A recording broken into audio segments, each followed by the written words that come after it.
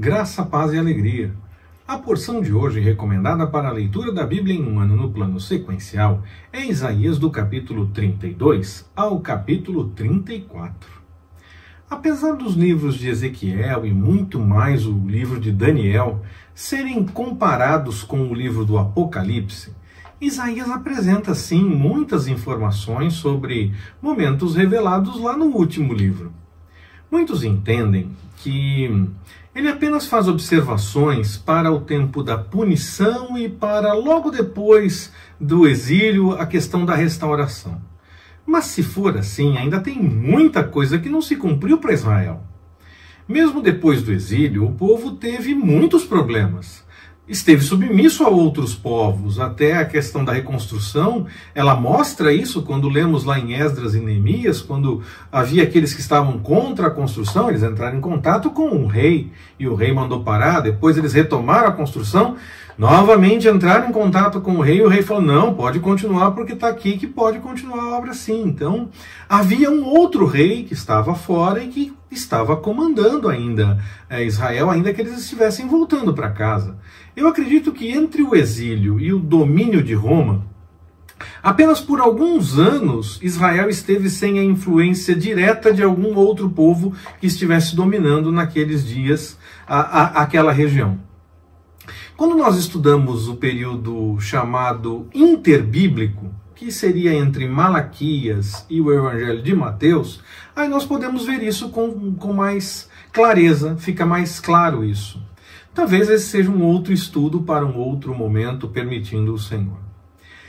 Então, se há profecias ainda não cumpridas, ou Isaías não deve ser levado em consideração, ou as profecias se tratam sim de um outro período da história.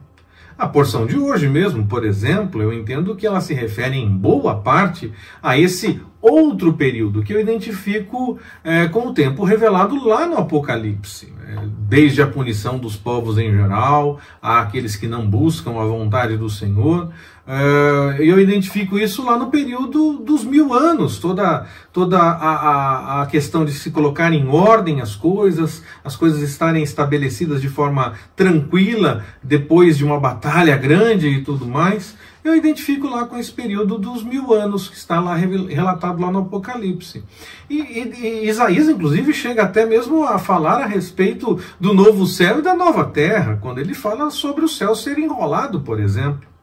Claro que a profecia de Isaías fala também de coisas que aconteciam naqueles dias, ele falou de situações específicas do rei e tudo mais, e situações que ele olhava para poucos dias no futuro, pensando no exílio e depois a restauração, a volta para casa. Então ele fala sim de punições, fala de acontecer livramento logo em seguida, então ele fala de coisas para acontecer num tempo mais próximo daquele tempo que ele próprio vivia. Mas claramente ele anuncia com essa profecia do que estaria por acontecer em dias mais próximos com o que estaria em dias mais futuros. Ele inclusive fala muito a respeito de Jesus, sem citar o nome de Jesus, mas ele fala coisas que se encaixam com Jesus, que mostram que ele estava revelando a respeito de Jesus, e eu também entendo que ele fala de coisas que ainda nem aconteceram, porque são coisas que estariam identificadas mais com o milênio, por exemplo, o que está lá relatado ainda no livro do Apocalipse já. E como Isaías não fala tanto em linguagem figurada, como os outros profetas, o próprio livro do Apocalipse, fica parecendo nem falar das mesmas coisas que eles estão falando, que Ezequiel ou Daniel fala, ou até o que o próprio livro do Apocalipse. Mas quando nós entendemos essa parte do profeta que fala a respeito do tempo do Apocalipse, nós passamos a ler com mais facilidade as imagens que são retratadas e relatadas pelos outros profetas que tratam do assunto, e também entendemos de forma mais tranquila as coisas que estão lá no último livro, porque sim, são tratadas com muitas coisas figuradas, com imagens, com comparações, e aí parece que é tudo muito complicado. Mas quando nós entendemos esse tempo que Isaías também trata, fica mais simples para entender o que os outros falam, porque falam das mesmas coisas. A promessa de Deus que haverá um rei que reinará com justiça, e sobre o governo desse rei as pessoas pensarão mais umas nas outras, pensarão melhor nas coisas, serão mais justas, mais corretas, parece realmente apontar para os dias do reinado milenar de Cristo, não para um outro momento da história qualquer. E mesmo quem não acredita na realidade do reinado milenar de Cristo, vai concordar que nós, se não é para esse momento, ainda assim nós estamos esperando o cumprimento dessa profecia de qualquer forma, não aconteceu ainda. Quando nós buscamos a vontade do Senhor, nos preocupamos desde já, desde o momento atual, com o que é melhor, com o que realmente é certo, com seguir fazendo as coisas debaixo da orientação do Senhor. Nós nos preocupamos com o princípio da sabedoria, que Provérbios nos ensinou, que é buscar ao Senhor, que é temer ao Senhor, que nasce do temor ao Senhor. Logo, nós devemos sim buscar ao Senhor e viver como Ele recomenda, buscando intimidade com Ele através da oração e da meditação na Sua palavra. Eu sei que os dias que nós vivemos, eles são difíceis, eles estão muito complicados. Na questão da saúde, na questão da maldade humana, da incompreensão, da incapacidade de realmente conviver com o próximo e da corrupção de uma forma geral, que também passa por essa coisa de não conviver com o próximo. A corrupção passa pela maldade, passa pelo erro, não é só pela questão da política como nós pensamos, tem bastante disso sim, é verdade, mas não é apenas isso. A corrupção vai muito além dessa realidade que muitas vezes é falada apenas na política. Mesmo os que dizem buscar a vontade do Senhor, eles acabam aceitando certas coisas, certos comportamentos, como se fossem impossíveis a quem busca a vontade do Senhor, quando não são.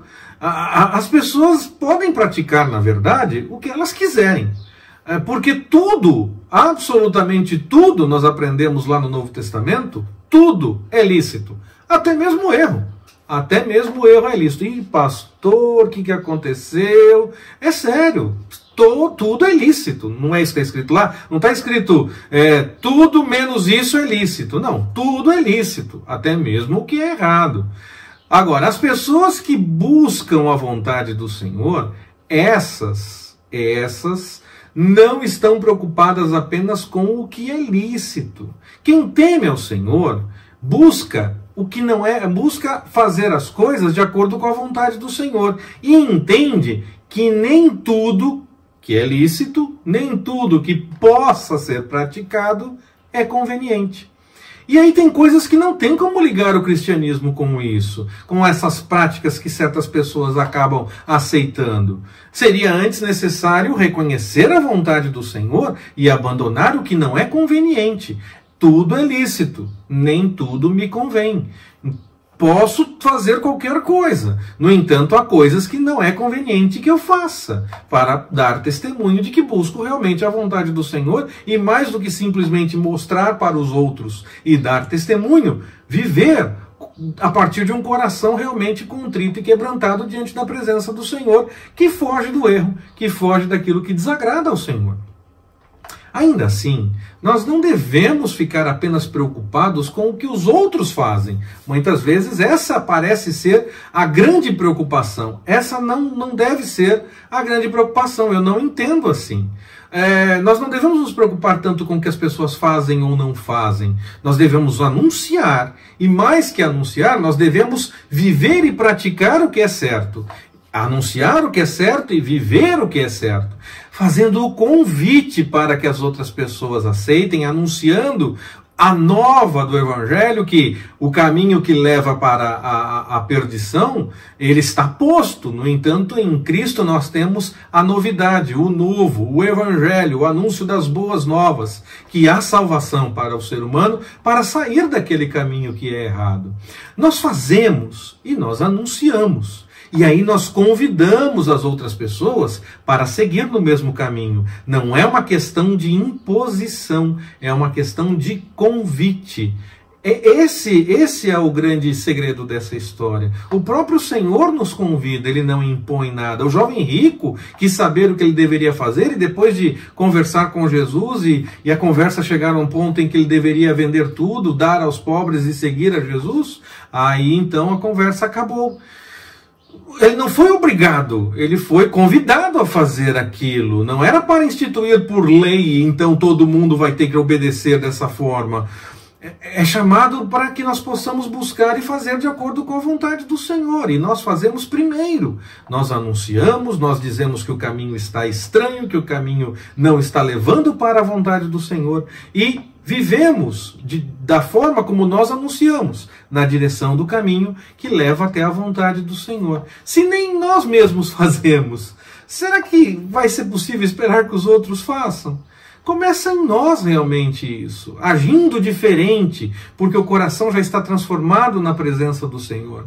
E dizendo para as outras pessoas que é possível viver diferente, sair daquele caminho, porque nós estamos fazendo, nós estamos vivendo e fazendo algo diferente, seguindo a vontade do Senhor. E deixando claro, isso é uma realidade, que as pessoas podem fazer o que elas quiserem, porque se o Senhor permitiu assim, o Senhor permitiu o livre-arbítrio, não serei eu a ser o juiz do livre-arbítrio das pessoas. Eu posso dizer aquilo que o Senhor revela, que aquele caminho está certo ou está errado, que aquilo que a pessoa faz aponta para a vontade do Senhor ou aponta para o outro lado. E aí convidar a viver de acordo com a vontade do Senhor, porque a boa nova do Evangelho deixa claro que o caminho que leva para a perdição tem uma solução, que é Jesus. Então nós deixamos claro, sim, que as pessoas podem fazer o que elas quiserem, porque tudo é lícito, mas nem tudo é realmente parte do cristianismo, parte de uma conduta de uma pessoa que busca a vontade do Senhor. Pois dentre esse tudo o que é possível fazer, há também aquelas coisas que o texto de Isaías revela que o Senhor virá com punição. Então é possível fazer, mas é necessário que a pessoa se reconheça errada nesse caminho e queira mudar, e não por uma mera imposição, por mera aparência, simplesmente porque parece certo.